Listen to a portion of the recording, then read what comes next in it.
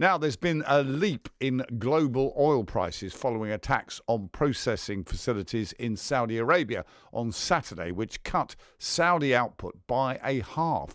At one point, the cost of Brent crude rose by almost 20%. The biggest jump since the Gulf War in 1990. The United States has issued satellite images and cited intelligence to back its claim that Iran was behind attacks on major Saudi oil facilities. Iran denies involvement in Saturday's air attacks, which were claimed by Iran-aligned Houthi rebels in Yemen. Well, Nabila Ramdani is a Middle East expert. He's on the line now. Good afternoon to you. Thank you for joining us. Good afternoon. Do we know who is responsible for these attacks? And is it possible that it could have come from Iran, but not from the government?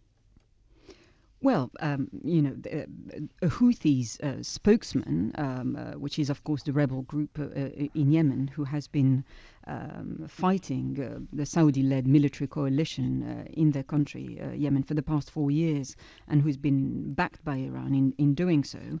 They are the first and so far the only group to have claimed responsibility for the attacks. And a Houthi spokesman has said that the assault on Saudi Arabia was carried out by 10 drones.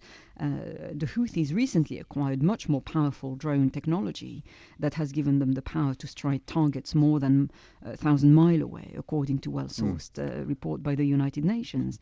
And in the past months, there have been unconfirmed reports of attacks by Houthi drones on civilian airports in Saudi Arabia, Abu Dhabi and Dubai.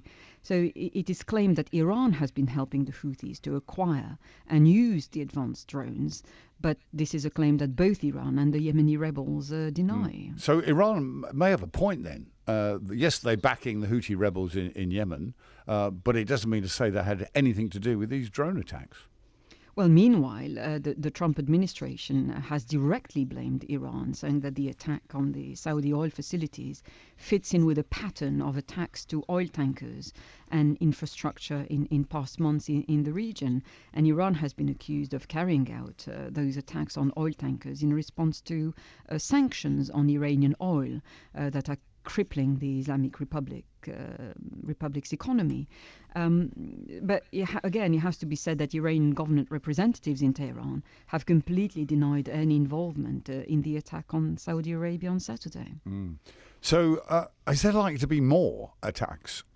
And I suppose any retribution from anyone? Well, the attack was described as a major violation of international law.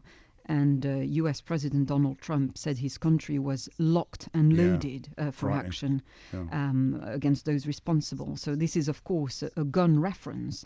And Trump clearly has a conflict in mind. And we often hear the expression oil wars with critics of the USA saying that their main interest in the Middle East is oil.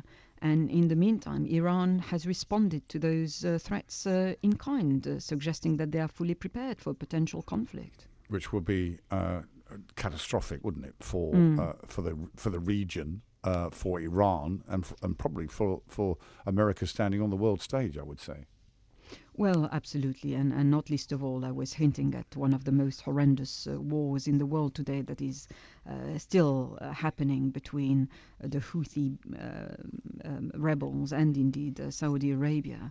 And beyond the military conflict, there is an appalling humanitarian crisis in Yemen, in which thousands are dying. So the web of alliances in the Middle East is traditionally very complicated. But again, the West is a major backer of Saudi Arabia, especially in matters to do with oil and armaments. So if there was to be an escalation of the conflict, it would involve more than players in the region, but it would, bring into sharp focus a global conflict by proxy. Nabila, thank you very much indeed. Nabila Ramdani, a Middle East expert.